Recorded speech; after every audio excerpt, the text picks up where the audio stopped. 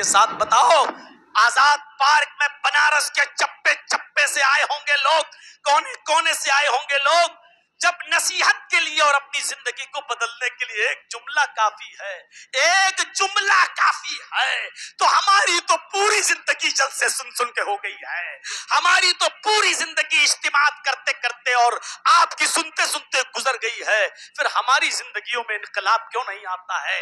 ہماری اصلاح کیوں نہیں ہوتی ہے؟ ہم اپنے آپ کو کیوں نہیں دیکھتے ہیں بالکل اس پختہ اور چٹیل زمین کی طرح ہم ہو چکے ہیں؟ پانی گرا اور بہہ گیا، نہ اس پتھریلی زمین نے پانی کو جذب کیا اور نہ ہی کسی دوسرے کو فائدہ پہنچایا۔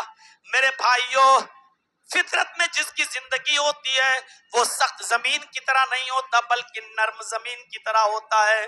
جیسے کسی مردہ اور نرم زمین پر آسمان کی بارش کے قطرے گرتے ہیں، وہ پانی کو جذب کر لیتی ہے، خود فائدہ اٹھاتی ہے وہ زمین، اور پھر اس سے سرسبز و شاداب کھیتیاں پیدا ہوتی ہیں، ہری بھری ہریالیاں پیدا ہوتی ہیں، ہری بھری سبزیاں پیدا ہوتی ہیں، پھر وہ دوسرے بھی اس سے فائدہ اٹھاتے ہیں۔ فطرت، جس انسان کی فطرت میں زندگی باقی ہے تو اس کے اندر یہ نرمی بھی ہوگی، وہ واعظ و جلسے سنے گا، خود بھی فائدہ اٹھائے گا اور اس کو محفوظ کر کے دوسروں تک بھی اپنی بات پہنچائے گا اور دوسروں کی بھی اصلاح کی فکر ہوگی۔ لیکن جس طریقے سے وہ مردہ زمین، نرم زمین پہلے خود پانی کو جذب کر کے اپنے آپ کو فائدہ پہنچاتی ہے، اس کے بعد پھر ہریالی پیدا کرتی ہے، اسی طریقے سے پہلے ہمیں اپنی اصلاح کی فکر خود ہونی چاہیے اور اس کے بعد میں ہمیں دوسروں کی فکر ہونی چاہیے۔ آ رہا ہوں میں، تھوڑا وقت اور لگے گا سما باندھنے میں اور وہاں تک پہنچنے میں، توبوا اللہ توبۃ نصوحا پر آؤں گا بھی اس طرف میرے بھائیوں، لیکن اس سے پہلے یہ بتا دوں، اسی لیے حدیثیں پڑھیے تو اللہ کے نبی جناب محمد رسول اللہ صلی اللہ علیہ وسلم نے کسی چھوٹی سی چھوٹی نیکی کو حقیر سمجھنے کی اجازت نہیں دی، اور یہ نہیں کہا کہ تم کسی بھی چھوٹی سے چھوٹی نیکی کو حقیر سمجھو، یہ چھوٹی چھوٹی نیکیاں بھی تم کرو گے تو ایک دن پہاڑ بن جائیں گی، کسی بھی چھوٹی نیکی کو حقیر مت سمجھو۔ اس میں کیا ہوگا؟ سائیکل سے موٹر سائیکل سے گزر رہے ہو، راستے میں کیلے کا چھلکا پڑا ہے، یار ہم تو موٹر حقیر مت سمجھو، بائک روک دو، فور ویلر روک دو، راستے میں پڑا ہے چھلکا اٹھاؤ، ایسا نہ ہو کہ تم نے دیکھنے کے بعد بھی آپ فراموش کر گئے، آگے گزر گئے، پیچھے کوئی بوڑھا آدمی، اندھا آدمی اس کیلے کے چھلکے پر پیر رکھ کے پھسل جائے، دانت ٹوٹ جائیں، گھٹنے پہ چوٹ لگ جائے، ہڈی پھسل جائے کہ بڑھاپے میں پھر ہڈیاں جلدی جڑتی بھی نہیں ہیں۔ کسی بھی نیکی کو حقیر مت سمجھو۔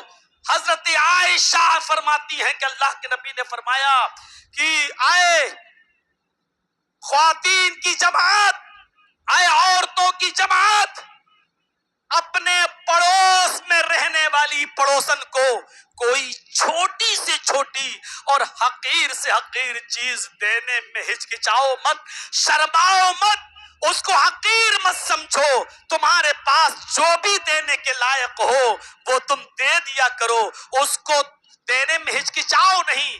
یہاں تک کہ اللہ کے نبی نے فرمایا اگرچہ تمہارے پاس بکری کا خر ہی کیوں نہ ہو، خر، بکری کا پیر بھی نہیں، پیر کے اوپر لگا رہتا ہے، فرمایا کہ اس کو خر ہی کیوں نہ ہو، ہچکچاؤ نہیں۔ تو چھوٹی سے چھوٹی نیکی بتائیے آپ، اس کو بھی دینے میں ہچکچاؤ نہیں، چھوٹا سا چھوٹا نیک کام ہی کیوں نہ ہو، قیامت کے دن یہ تمہارے سامنے پیش کر دیا جائے گا۔ فَمَن يَعْمَلْ مِثْقَالَ ذَرَّةٍ خَيْرًا يَرَهُ وَمَن يَعْمَلْ مِثْقَالَ ذَرَّةٍ شَرًّا يَرَهُ، چھوٹے سے چھوٹا اور معمولی اور ذرہ سرسوں کے دانے کے برابر، چیوٹی کے سر کے برابر، میرے بھائیوں فرمایا اتنی سی بھی اگر نیکی ہے تو اس کو بھی کر ڈالو، حقیر سمجھ کے چھوڑو نہیں۔ اس لیے کہ جو شخص ذرہ برابر بھی نیکی کرے گا تو اس کو بھی وہ اپنے نام اعمال میں دیکھ لے گا، اور جس طرح چھوٹی سے چھوٹی نیکی نام اعمال میں دیکھے گا اسی طریقے سے چھوٹا سا چھوٹا گناہ بھی وہ اپنے نام اعمال میں دیکھے گا. کوئی چیز بچی نہیں ہوگی، انسان کے سامنے پورا رجسٹر رکھ دیا جائے گا. میرے پیارے بھائیوں، غور کیجئے، حضرت عمر فاروق رضی اللہ تعالیٰ عنہ ایک بوڑھی عورت کی کہ گھر میں صبح صبح جایا کرتے تھے، ارلی مارننگ. وہ بوڑھی عورت کمزور تھی، بستر پر لیٹی رہتی تھی، اٹھنے کے لائق نہیں تھی. اور آپ کے ذہن میں یہ بات میں بٹھا دوں، ہوش گزار کر دوں کہ حضرت عمر یہ کام حضرت ابو بکر کے دور خلافت میں کیا کرتے تھے. حضرت ابو بکر صدیق کے دور خلافت میں یہ کام کیا کرتے تھے. وہ جایا کرتے تھے اور ایک بوڑھی عورت کے گھر میں جا کر 3 کام کر دیا کرتے تھے. پہلا کام، بوڑھی عورت کے گھر میں کوئی رہتا نہیں تھا، جا کر جھاڑو لگا دیا کرتے تھے. اس عورت کے کپڑے بھی دھلنے والا کوئی نہیں تھا، بوڑھی عورت کے اس کے کپڑے بھی حضرت عمر فاروق دھل لیا کرتے تھے. اور اس کے گھر میں جو برتن تھا جس میں وہ کھانا کھاتی تھی اس کا برتن بھی وہ دھل لیا کرتے تھے. خلیفہ کون ہے؟ ابو بکر. اور صبح ہی صبح کون جاتے ہیں؟ ارلی مارننگ عمر فاروق. یہ 3 کام کر دیا کرتے تھے. اب بتائیے، جھاڑو دینا حقیر کام ہی تو آج ہم سمجھتے ہیں. ابھی کسی کے گھر میں میری دعوت ہو، پہنچ جاؤں، اچانک اس کو جھاڑو لگاتے ہوئے دیکھوں تو مولوی جرجیز ایک ہی تانا ماریں گے، کیا بات ہے، آپ کی بیوی آپ سے جھاڑو لگواتی ہے؟ جھاڑو لگانا پڑ رہی ہے گھر میں. کسی کو برتن مانجتے ہوئے دیکھ لوں تو ایک دم یہ حالت ہو گئی ہے. شادی کے یہ سائیڈ ایفیکٹ، یہ اپنے گھر کا معاملہ نہیں، ایک بوڑھی عورت کے گھر میں حضرت عمر جھاڑو لگا رہے ہیں. ایک دن حضرت عمر فاروق رضی اللہ تعالیٰ عنہ ارلی مارننگ اٹھتے ہیں تو دیکھتے ہیں کہ میرے آنے سے پہلے جھاڑو لگ چکی ہے. برتن مانجنے کے لیے گئے تو دیکھا کہ برتن کی بھی صفائی ہو چکی ہے. بوڑھی عورت کا کپڑا دھلنے کے لیے مانگا تو پتا چلا کہ کپڑا بھی کوئی دھل کر چلا گیا ہے. حضرت عمر نے کہا ہے ہوگا کوئی بات نہیں. دوسرے دن پھر آئے تو دیکھا کہ میرے آنے سے پہلے پھر یہ کام ہو چکا ہے.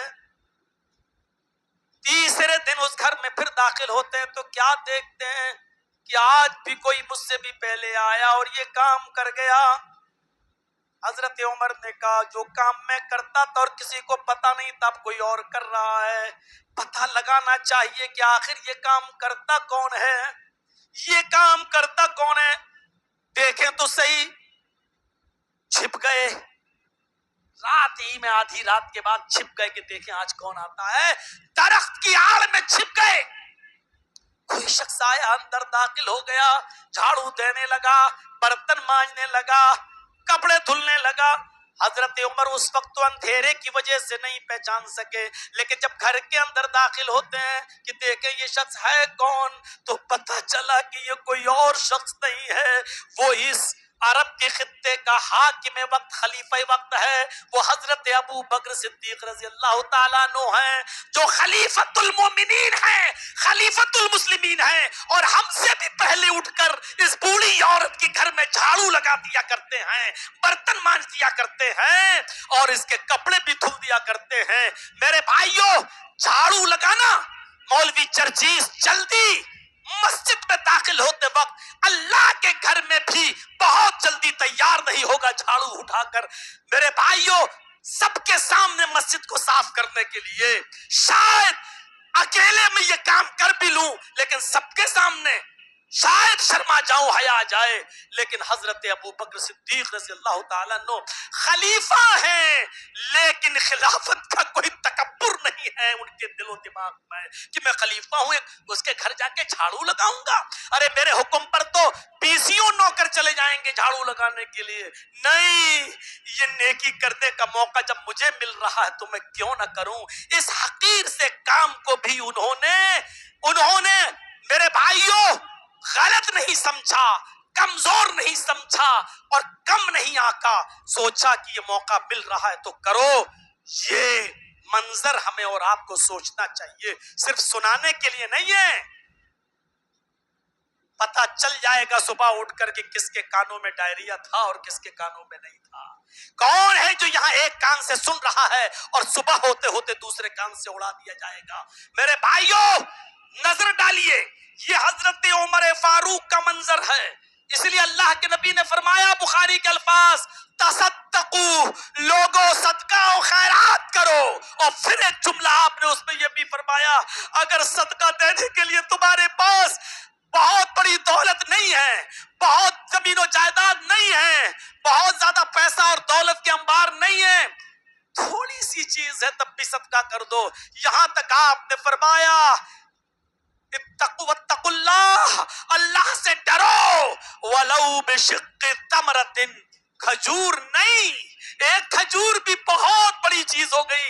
अगर खजूर की एक खाप, खजूर का एक टुकड़ा भी तुम्हारे पास हो और वो देकर भी सदका देने के लायक हो तो दे दो। उसी को देखकर अपने आप को जहन्नम की आग से बचा लो। फरमाया अपने आप को जहन्नम की आग से बचाओ, वलौ बिशिक्कि तमरतिन, चाहे खजूर का टुकड़ा ही तुम्हारे पास क्यों ना हो। यह हदीस हमें क्या बतला रही है कि एक छोटा सा टुकड़ा, आधी खजूर भी नहीं, उससे भी आधा टुकड़ा, लेकिन अगर वो भी सदका देना चाहो तो दे दो। इसको भी हकीर मत समझो। शायद इसको खाकर चबाकर कोई पानी पी ले और उसके मुंह से तुम्हारे लिए दुआ निकल जाए। वलौ बिशिक्कि तमरा, अगर खजूर का एक टुकड़ा हो तो उसको देकर भी दो। किस तरीके से अमल पे उभारा जा रहा है। हम गुनाह करने पर मुसिर हैं। हजरत अबू बकर सिद्दीक ही के दौरे खिलाफत में, अबू बकर सिद्दीक ही के दौरे खिलाफत में कहत पड़ जाता है, खुश्क साली पड़ जाती है, हालात बहुत खराब हैं। हजरत अबू बकर सिद्दीक कहते, भरोसा रखो इंशाअल्लाह अल्लाह कोई रास्ता निकालेगा। बस एक दो ही दिन के अंदर मुल्क शाम से 1000 ऊंटों पर अनाज और गल्ला लदा हुआ आ गया। और ये 1000 ऊंटों पर लदे हुए गल्ले के मालिक हजरत उस्मान गनी रज़ी अल्लाह ताला अन्हु है। और सुनिए, 1000 ऊंट और उस पर लदा हुआ गल्ला कितना होगा। जब मक चला कि अबू बकर के पास बहुत ज्यादा गल्ला आ गया है तो सोचने लगे, कहत तो पड़ा ही है, चलो अबू उस्मान गनी से खरीद लिया जाए। ताजिर लोग आए, हजरत उस्मान से कहने लगे, हमारे हाथ गल्ला फरोख्त करोगे। उन्होंने कहा कि नफा क्या दोगे। ताजिरों ने कहा कि 10 दिरहम का माल हम आपका 12 दिरहम में खरीदने के लिए तैयार हैं, आप 10 का माल 12 में दे दो। हजरत उस्मान ने कहा नहीं, मुझे इससे भी ज्यादा मिल रहा है। कुछ और ताजिरों ने बोली लगाई और बोली लगाते हुए फरमाया, क्या है उस्मान, 14 रुपए में दे दो, 14 दिरहम में, यानी आपका 10 दिरहम में खरीदा हुआ गल्ला 14 दिरहम में खरीद लेंगे, फिर बाद में हम उसको बेचेंगे जितने में बेचना होगा, आप 10 का माल 14 में दे दो। हजरत उस्मान मुस्कुराते हुए कहते, नहीं, मुझे इससे भी ज्यादा मिल रहा है। एक तरफ खजूर का टुकड़ा, ये देकर जान बचा लो, और एक तरफ 1000 ऊंट गल्ले से लदे हुए। मामूली छोटी सी छोटी नेकी की भी मिसाल देख लो और बड़ी नेकी की भी मिसाल देख लो। आए बनारस के चौधरियों, आए बनारस के साहूकारों, आए बनारस के सेठों, رمضان کے مہینے میں اپنے گھر کی بنی ہوئی ایک ساڑی کسی فقیر اور غریب کو دیتے ہوئے بھی اس کی ویڈیو بنا کر شیئر کرتے ہو واٹس ایپ پر، میسنجر پر، اور دکھاتے ہو کہ میں نے غریب کو ایک ساڑی دی ہے پہننے کے لیے، نمائش کرتے ہو اپنی فیاضی اور سخاوت کی اور مذاق اڑاتے ہو اس غریب عورت کا، شرم مگر تمہیں نہیں آتی ہے؟ حیا کرو، شرم کرو۔ اس واٹس ایپ پر لی جانے والی تصویروں نے، روزہ افطار اور اس کی پالٹی دی ہوئی تصویروں نے، قربانی کے بکروں کی فوٹوؤں نے میرے بھائیوں ہماری عبادتوں میں ریاکاری پیدا کر دی ہے، ہمیں بدعمالی کی طرف ڈھکیل دیا ہے۔ آج ہم رمضان میں اگر 10 لوگوں کو بھی روزہ افطار کراتے ہیں تو اس کی بھی فوٹو اور واٹس ایپ پہ شیئر کرتے ہیں کہ آج ہمارے گھر 10 آدمی آئے، میں نے آج ان کو روزہ افطار کرایا ہے۔ ان نمائشوں سے بچو، ان اچاری و مکاری سے اجتناب کرو۔ مولوی جرجیز کا، عبدالغفار سلفی صاحب کا فوٹو لے کر شیئر کر دینے سے تمہیں جنت الفردوس کا سرٹیفکیٹ نہیں مل جائے گا۔